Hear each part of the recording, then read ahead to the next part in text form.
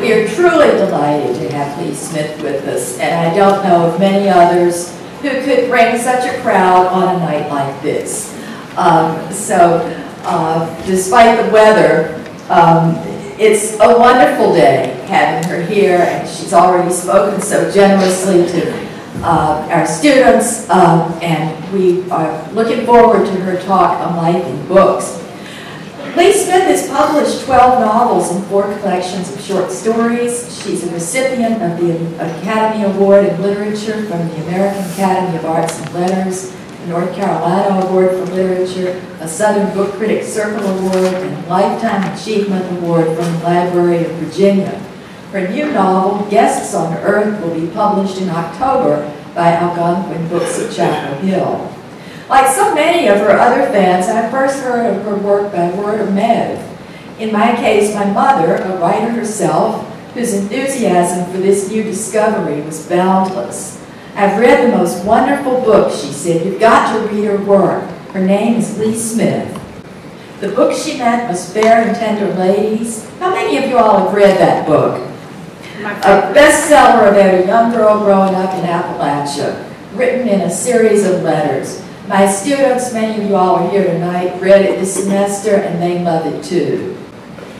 My mother was right. I loved that book, and I went on to read as many of Leigh Smith's books as I could get my hands on.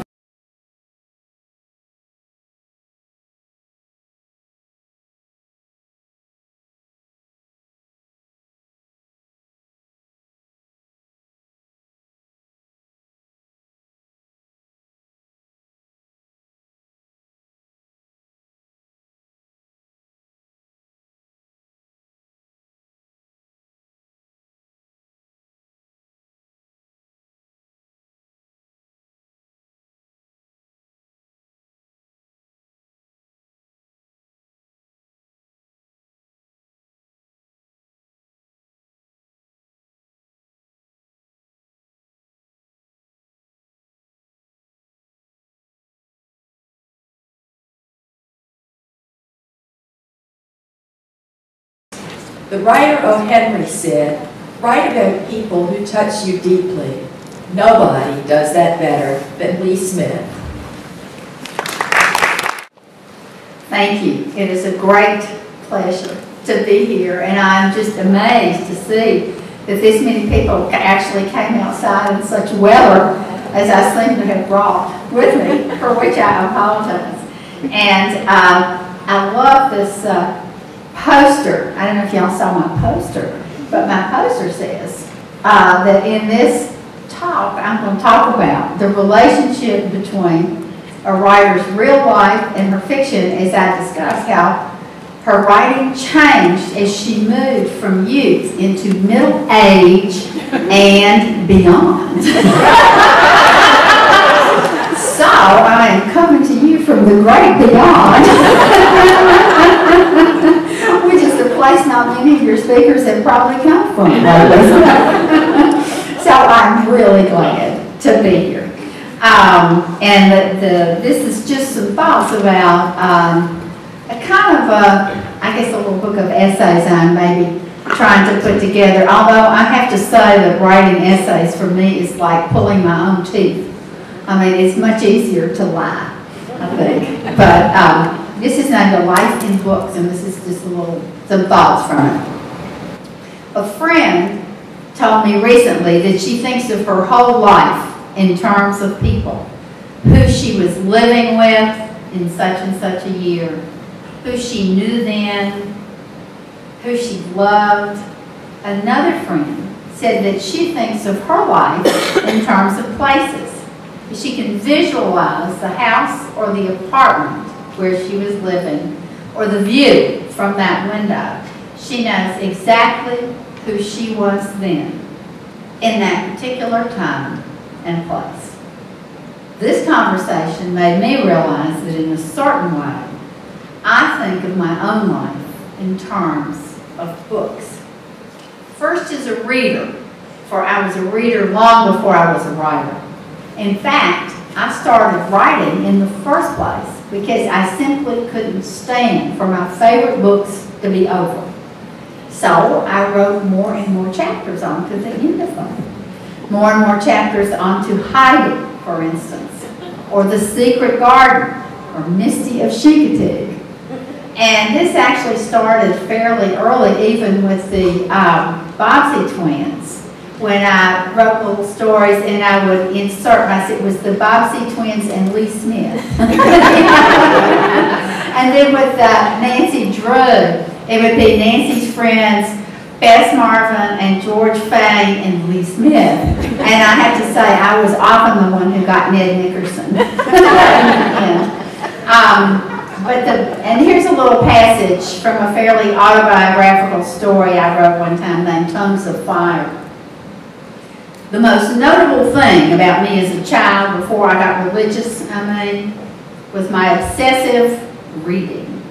I had always been an inveterate reader of the sort who hides underneath the covers with a flashlight and reads all night long. But I never read casually or for mere information.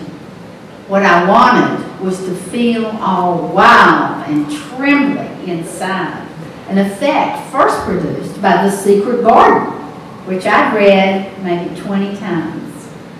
Other books which affected me strongly were Little Women, especially the part where Beth dies, and Gone with the Wind, especially the part where Melanie dies. I had long hoped for a wasting disease myself, such as leukemia, to test my mettle. I also loved Marjorie Morningstar, A Tree Grows in Brooklyn, and books like Dear and Glorious Physician, Shoes of the Fisherman, Christie, and anything at all about horses and saints. I had read all the Black Stallion books, of course, as well as all the Marguerite Henry books.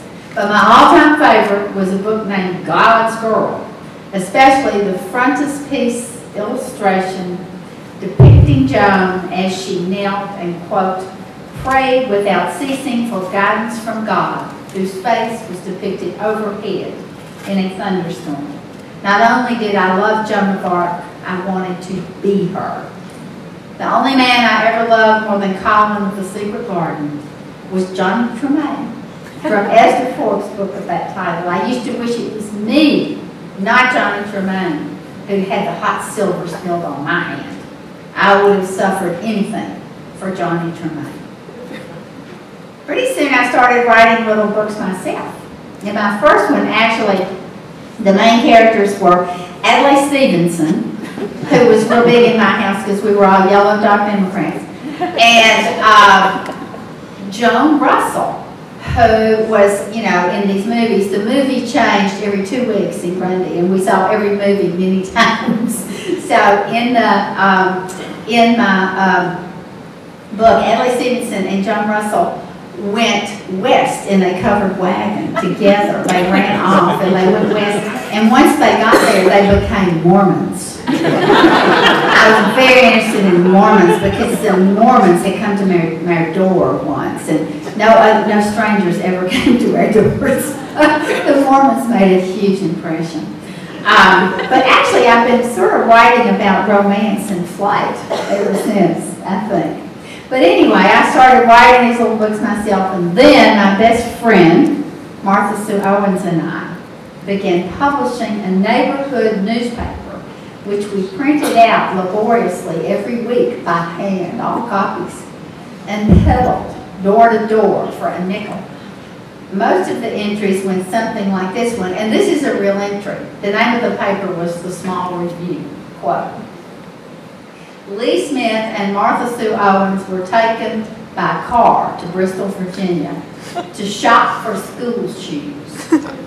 They got to look at their feet in a machine at Buster Brown. And guess what? Their bones are long and green. But we got in lots of trouble for editorials such as one about a neighbor entitled, George McGuire is Too Grumpy. He lived right across the street. And another which read, quote, Mrs. Ruth Boyd is a mean music teacher. She hits your fingers with a pencil and her house smells like meatloaf all the time. I was immediately excused from the rest of my music lessons for life. Martha Sue and I both love Nancy Drew, so we also started our own espionage firm, which I would later describe in a short story. Quote, and this is from that story. We lived to spy, and this was mainly what we did on our bike trips around town. We'd seen some really neat stuff, too. For instance, we had seen Roger Ainsley, the coolest guy in our school, squeezing pimples in his bathroom mirror.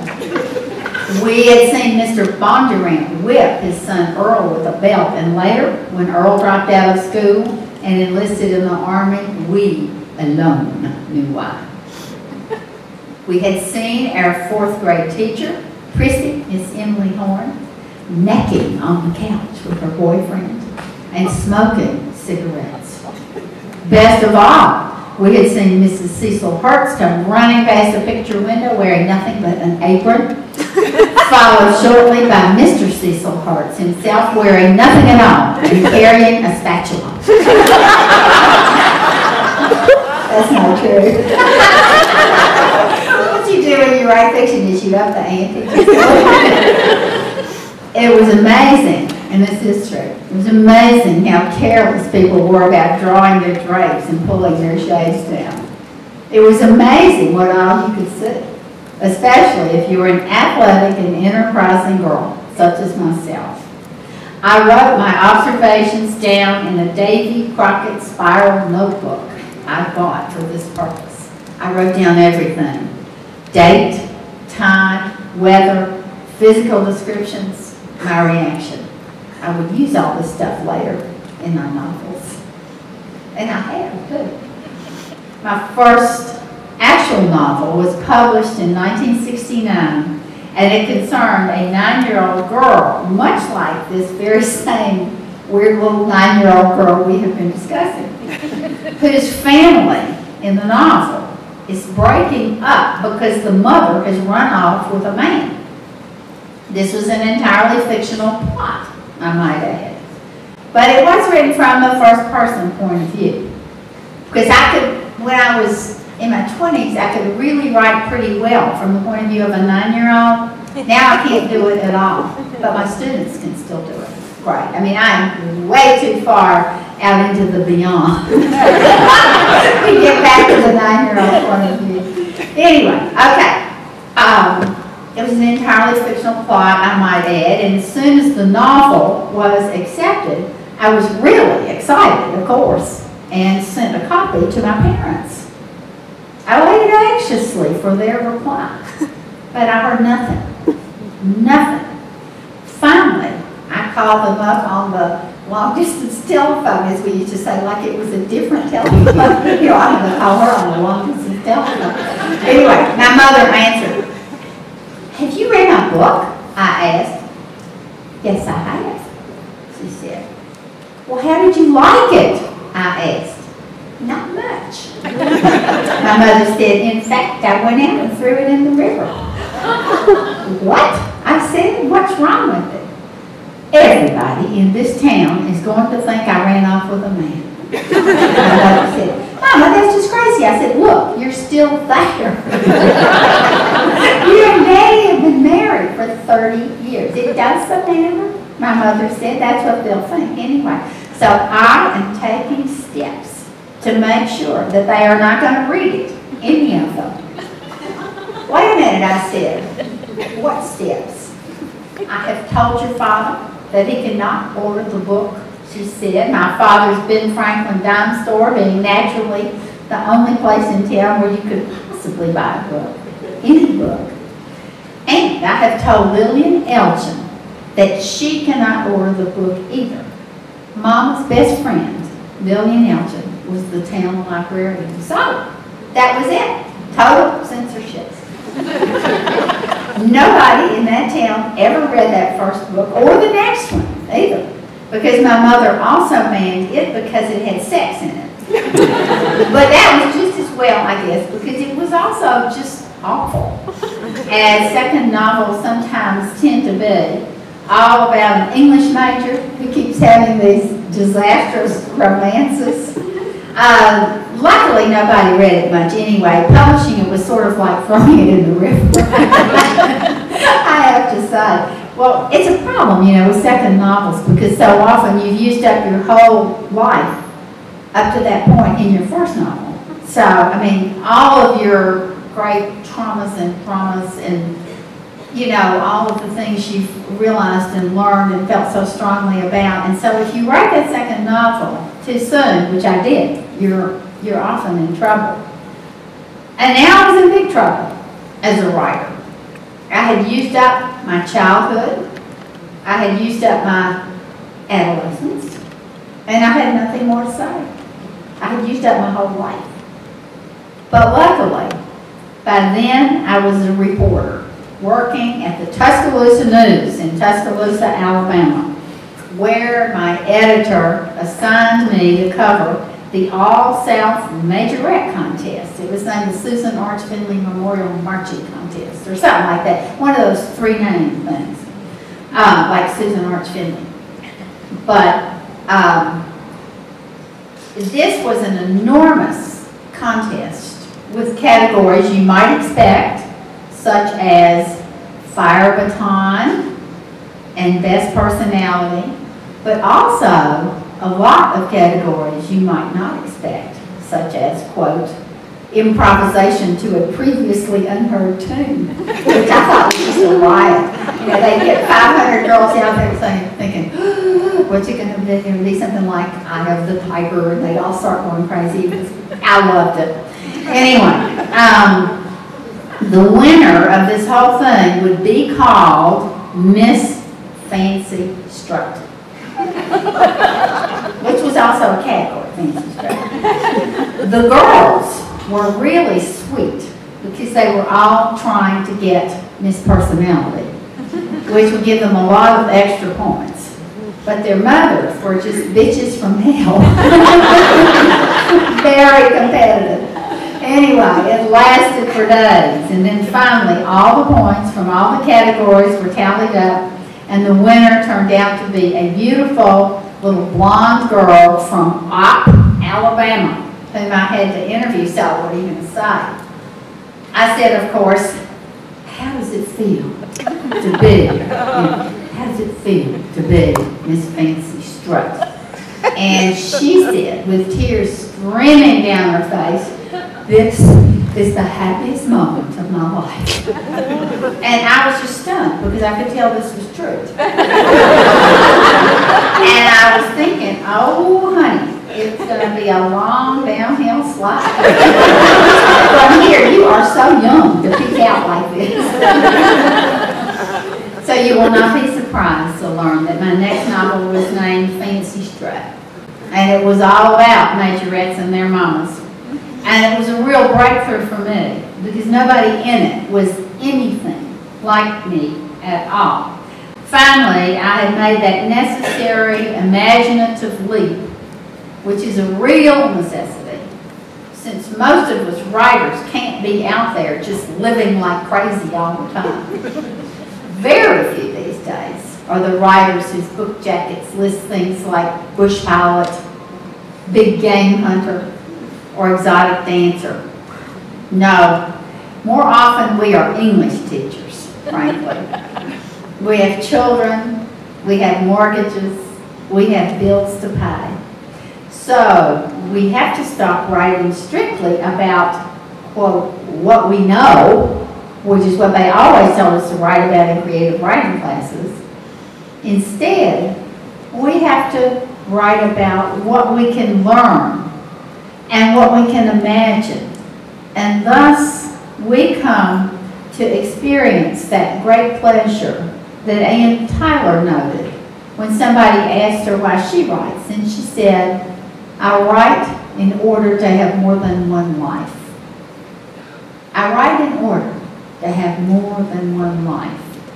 And let me tell you, this is the greatest privilege and the greatest pleasure in the world. So I have moved away from autobiography to write about housewives and whores and serpent handlers and beauticians country music singers and evangelists, lots of people that I never was and never will be. But somewhere along the way, I've also come to realize that the correspondences between real life and fiction are infinitely more complicated than I would ever have guessed as a younger woman. Peter Taylor once said, "I write in order to find out what I think." This is certainly true for me too. And often I don't even know what I think until I go back and read what I've written. And then there it is. You know, it's all there. In 1980, for instance, I wrote a novel named Black Mountain Breakdown about a girl named Crystal Spangler who was so busy fitting herself into others' images of her. First, fulfilling her mother's beauty queen dreams, then altering her image to suit the various men in her life, that she loses her own true self and finally ends up literally, physically paralyzed, quote. Crystal just lies up there in that room every day with her bed turned catty corner so she could look out the window and see Loreens climbing Rambler Rose in full bloom on the trellis if she would turn her head, but she won't. She won't lift a finger. She just lies there.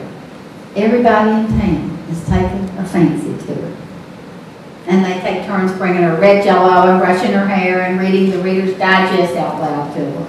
The most terrifying aspect of her condition, however, is that, quote, Crystal is happy, as outside her window the seasons come and go and the colors change on the mountain.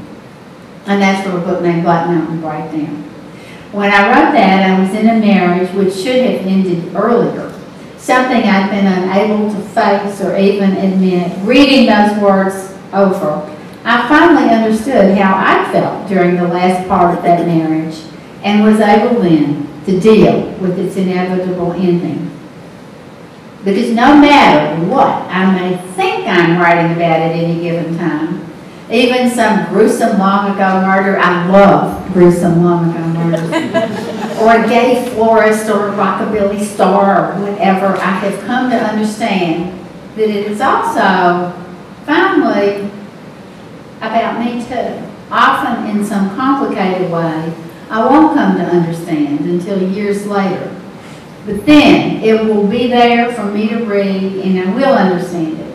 And even if I don't know exactly who I am now, I will surely have a record of who I was then.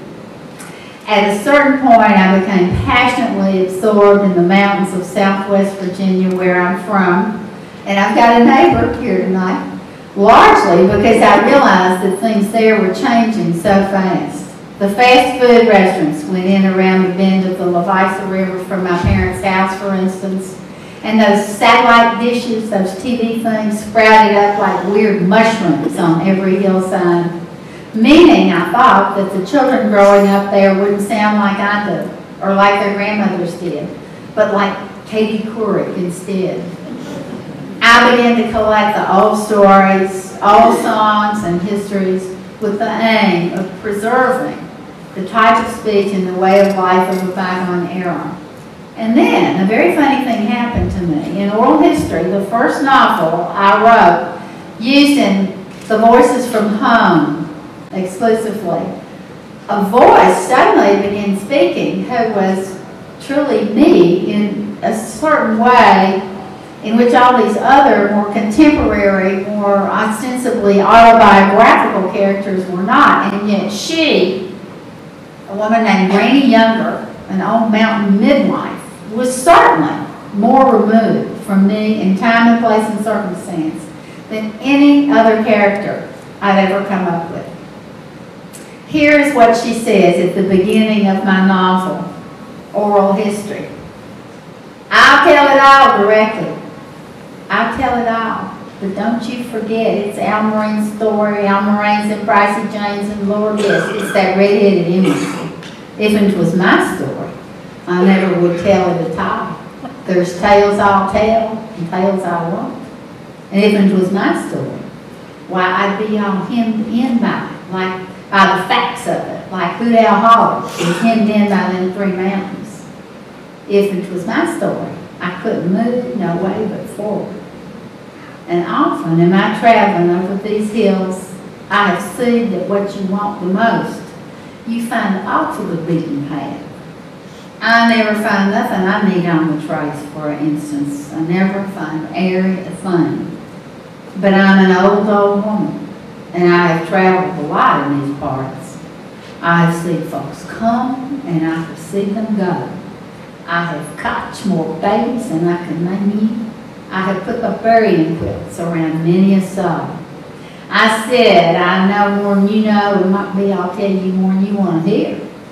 I'll tell you a story that's truer than true, and nothing so true is so pretty. It's blood on the moon, as I said. The way I tell a story is the way I want to. And if you mislike it, you don't have to hear. And Granny Younger, it's just like she just started, you know, talking in my head, and I was just like, it was like dictation. You know, I was just like sort of scrambling to keep up.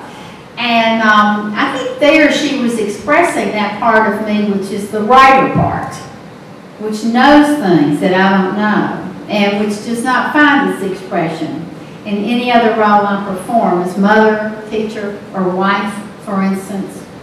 And it was after writing this book that I came to realize we sometimes express in our work what is mute or unvoiced in our personalities and in our lives. And writing has also become a source of strength for me. I had barely begun a novel named Fair and Tender Ladies, intended as an honest account and a justification, really, of the lives of all the resourceful mountain women I'd grown up among, women I'd always considered heroic, but whose plain and home-centered lives are not much valued in the world at large. When our family was struck by 2 catastrophic illnesses at once, I spent 2 years sitting by hospital beds. I don't know what I would have done if I hadn't been writing that novel. It was easy to write, too, because it's in letters, so it didn't take long to write each thing. I could, you know, be in one room and just be writing along, and then I would be somewhere else and I would be writing along. But the thing was, I was really at the end of my rope. And consequently, the heroine of this novel, a mountain girl and woman named Ivy Rowe, grew stronger and stronger the more I needed her. She became the friend I needed, you know, and I was really drawing strength from her as I was writing the book. And as I was writing, my mother was in what would be her final illness, and I had already written the last line of that novel. I knew exactly how it was going to end, but I kept thinking if I ended it, that Mama would die, you know, and so I didn't. I just kept writing slower and slower and slower, and then she did die very sweetly and slowly and knew us all. And then I wrote the last line of that novel. So the comfort, you know, the strength that I really derived from that was just from that whole experience was astonishing. It was my first experience of realizing what a source of strength writing is. Many times I think that publication is maybe the last reason to write. I mean, the writing itself is so healing and is can be such a source of strength. And the last thing, one of the last things Ivy says is Ivy's writing her letters.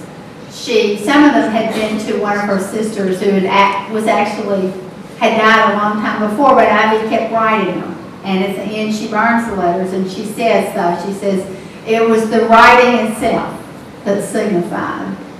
And that has really always come to be true for me too. And I recommend it, whether you're writing in a journal or a notebook or fiction or anything at all, setting words in an order on paper.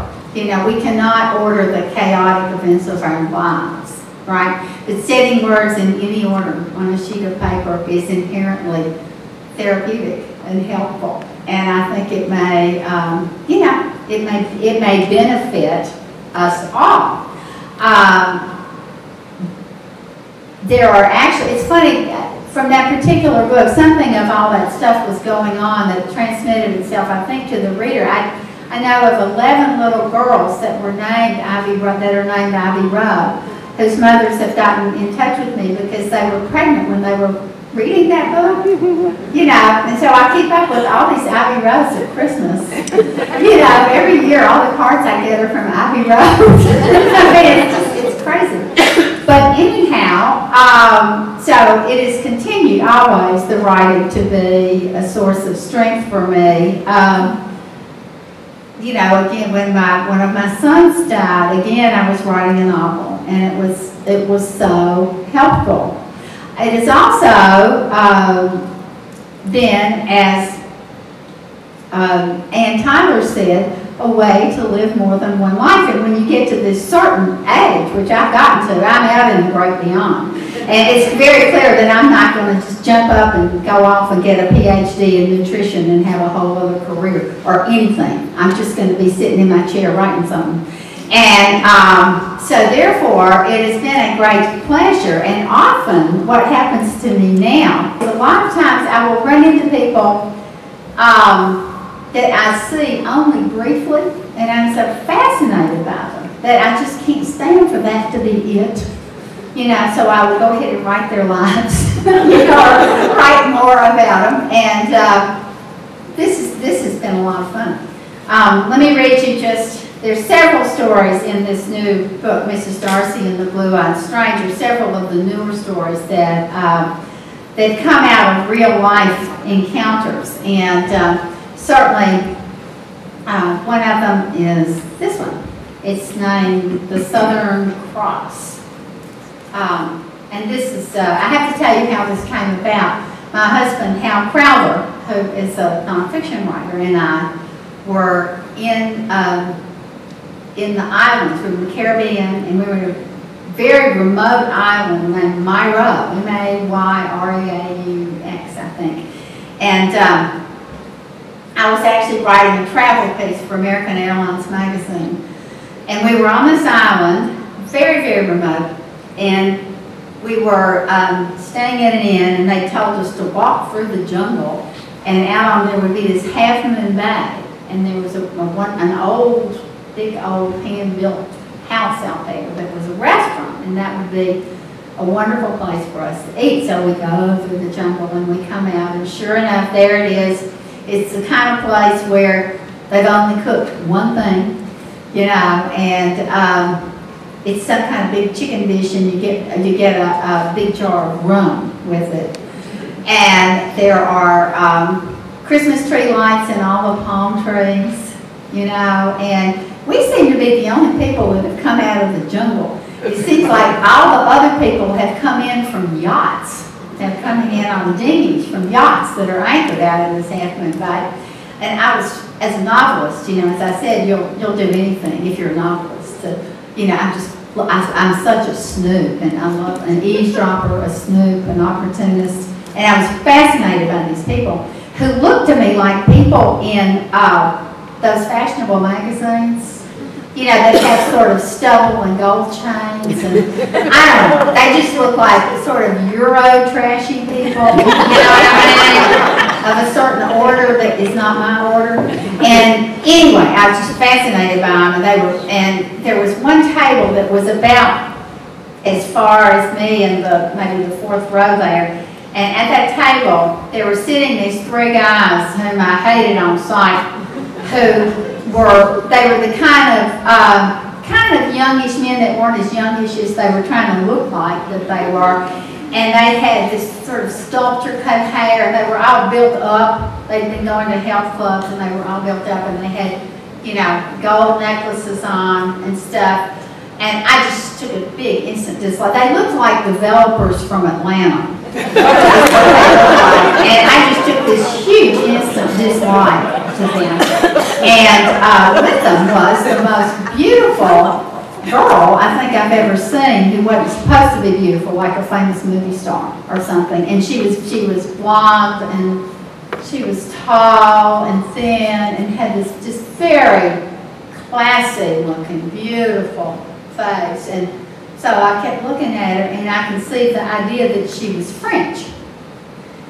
And I said, what is this beautiful French girl? She's much younger than those horrible guys. And what is she doing with 3 of those guys? And I just got so worried about it. So, the minute she got up to go to the bathroom, which was the porta potty in the jungle, I went to the bathroom too. So I go and follow her out so that I'll be able to talk with her.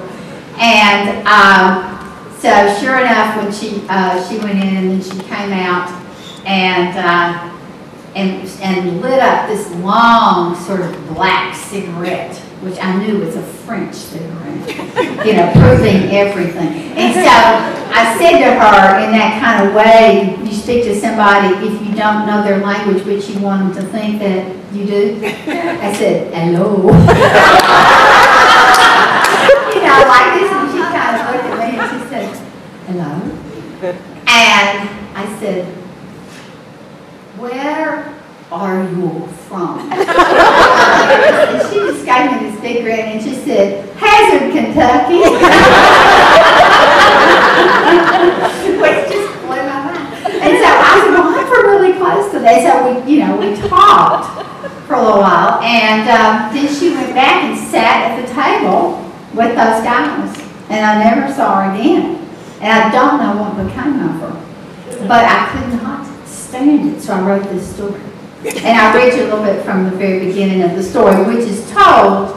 She's the one who's telling it. And in the story, I've named her Chanel, which is not the name she was born with, which was probably more like May Ruth or something. But anyway, here she is. Okay, this is her talking. Mama always said, talk real sweet, and you can have whatever you want. This is true. Though it does not hurt to have a nice bust, either. Since I was blessed early on in both the voice and bosom departments, I got the hell out of Eastern Kentucky at the first opportunity and never looked back. That's how Mama raised us, not to get stuck like she did. Mama grew up hard and married young and worked her fingers to the bone and wanted us to have a better life. Be nice, she always said. Please people. And marry rich. After several tries, I'm finally on the verge of this, but it has been a lot of work, believe me. I'm a very high-maintenance woman. It is not easy to look the way I do. Some surgery has been involved. But I tell you, what with the miracles of modern medicine available right at our fingertips, I do not know why more women don't go for it. Just go for it. This is my motto. And this is why I am here on this yacht this weekend. I am just about to get Larry nailed down. I feel that he's made a real commitment by bringing me along, and I have cleared the decks for action. Larry's already left his marriage, psychologically, so the rest is just a matter of time. Well, Larry, what do you think? Paradise, huh? This is my fiance and employer, Larry Markham, who certainly deserves a little trip to paradise, if anybody does. I have never known anybody to work so hard. Larry started off as a paving contractor and still thinks you can never have too much concrete. This is also true of gold, in my opinion, as well as shoes. Honey, this is fabulous, I tell Larry, and it is. Turquoise blue water so clear you can see right down to the bottom where weird old fish are swimming around.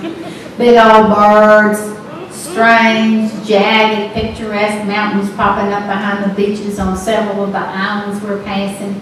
What's the name of these islands again? I ask, and Larry tells me, the Grenadines, baby. There's a a drink called that?" I say. And Larry says, "Is there?" and kisses me. He is such a hard worker that he has missed out on everything cultural.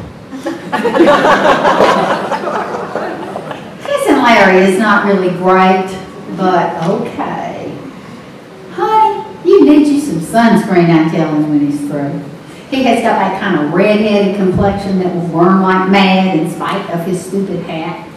You need to put it everywhere, all over you, on your feet and all. Here, put your foot up on the chair, I tell him, and he does. And I rub sunscreen all over his fat white feet, one after the other, and his ankles and his calves right up to those baggy plaid shorts. This is something I will not do after you're married. Anyway, so it has been a wonderful journey and a wonderful chance for me to, you know, run into all kinds of people and then, you know, finish off their lives and explicate and so on. And it really has been a great pleasure. And as I say, it's a pastime that I would recommend. And so I'll turn it over to Erin.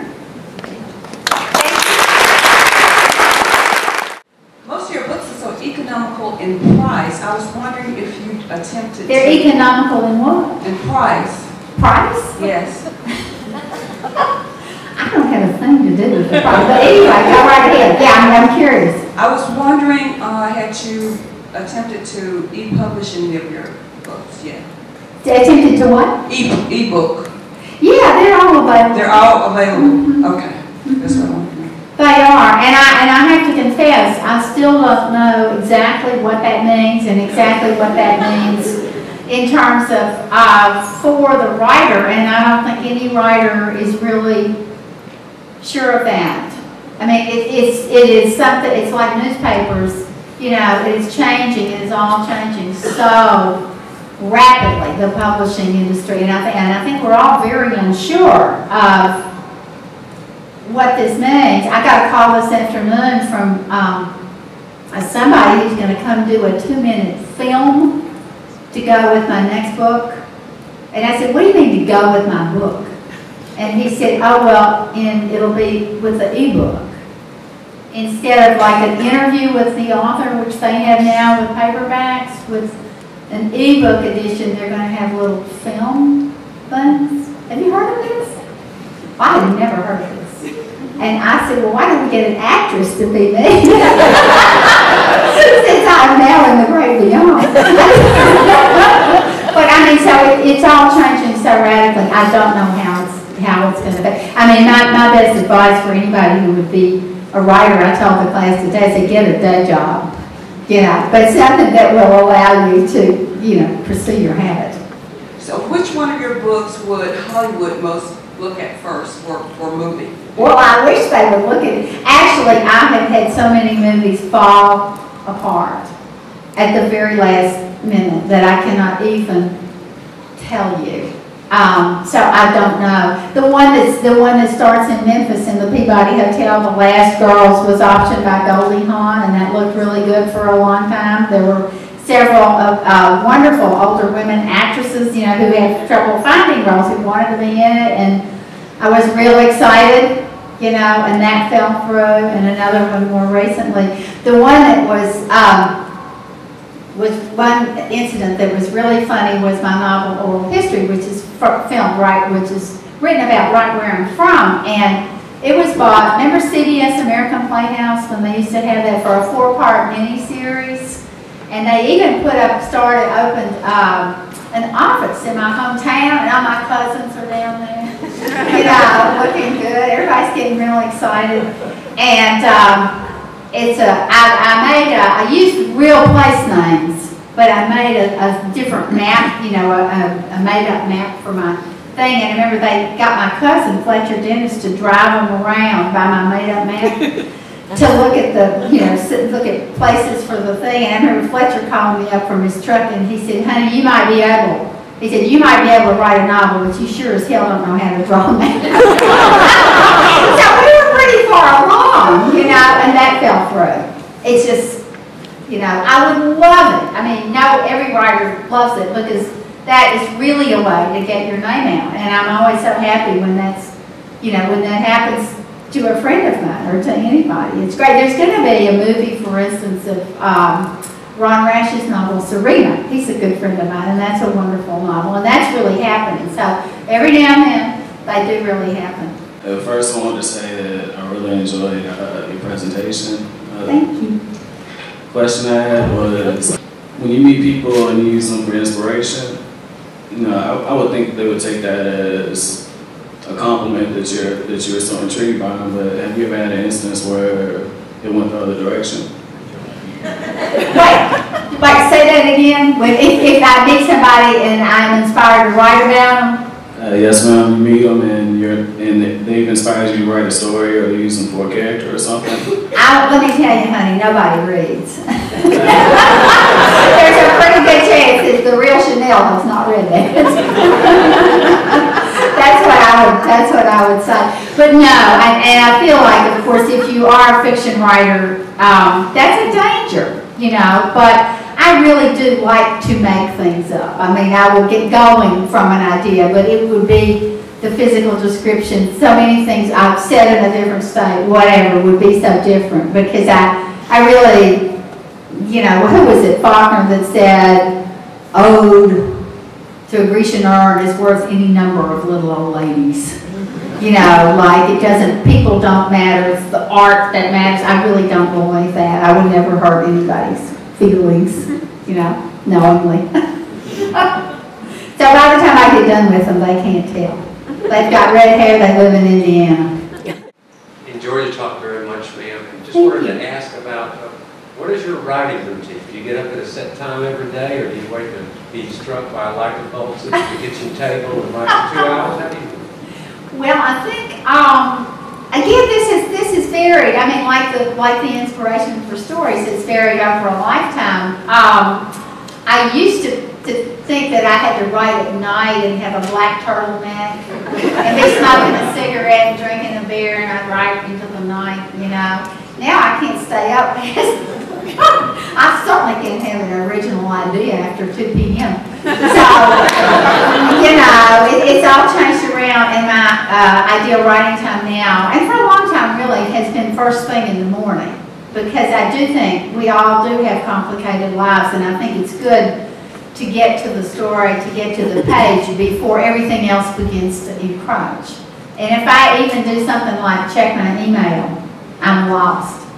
You know, I mean, I just write. I get up as early as I can and I write until I have to stop when I'm working on something. But there will be, you know, long periods when I am not actually writing, when I'm researching something. I'm just have finished a novel right now that required a lot of research, and I enjoy that as much as the writing, really. Or, you know, something like that. I'm always amazed when I read in those, for instance, those Paris Review interviews, people where anybody that says I write every day for 4 hours, well, you know, what do you say? What if you haven't got anything to say? So I spend, you know, a pretty good length of time figuring out the next project and doing a lot of pre-writing, taking notes, doing research. So, Here's the question. She is asking, what is the first thing I do when I have an idea for a novel? Do I make up the characters? Do I begin with the plot? Do I whatever? You know what? Each book, each novel demands its own terms, kind of, but for instance, the book that is going to come out next is set at Highlands Mental Hospital in Asheville, which is where Zelda Fitzgerald was for the last 13 years of her life. And I have always been fascinated with Zelda. And then I had 2 family members who were in the mental hospital there, and I kept going over there, so I know the hospital like the back of my hand. And I somehow and then I became fascinated with the history of mental illness and how it was perceived and so on. So I began with the idea. You know, that I just began with that idea, and then lots and lots of research there. But before I actually start writing anything, I spend, you know, days and weeks writing down everything I can think of about each character. You know, drawing maps of even the rooms, you know, the places, the rooms. I have my office walls are covered with maps, every single thing. Doing, you know, what would these characters be thinking, reading, seeing, what kind of lives have they had up to the point where the novel starts, and, you know, all this kind of stuff. I just do a whole lot of thinking through because, frankly, it's very hard to write a novel, and it's really hard to finish them. And I feel like you just have to have as much stuff there to put in them as you possibly can. I have this theory that the bureau dresser drawers of America are filled with unfinished novels that are really good, that may be much better than the ones we're reading, you know, but the people, you know, they got in the middle, and this awful sense, you know, hits you when you're in the middle of writing a novel. Nobody's read it. You think you're crazy. You haven't cleaned your house in 2 years. You know, all the stuff. And it's just so easy to give up. So I feel like if you can plan it as carefully all the way through, both the characters and the plot and everything, you know, you will have a much better idea, much better chance of finishing it. And I feel like you've got to give yourself all the help that you can give yourself. How do you handle writer's block? How do you handle writer's block?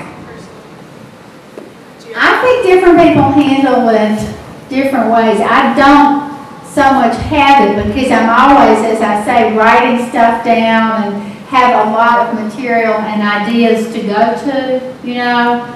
But there are times in your life, you know, when you're really depressed or you've been ill or whatever, and there are times when you just don't feel like writing. And during those times, I kind of think about my son, Josh, who was schizophrenic. And when he got out of the hospital, he really couldn't work. And he went to vocational rehabilitation. And they said their main thing was show up for work.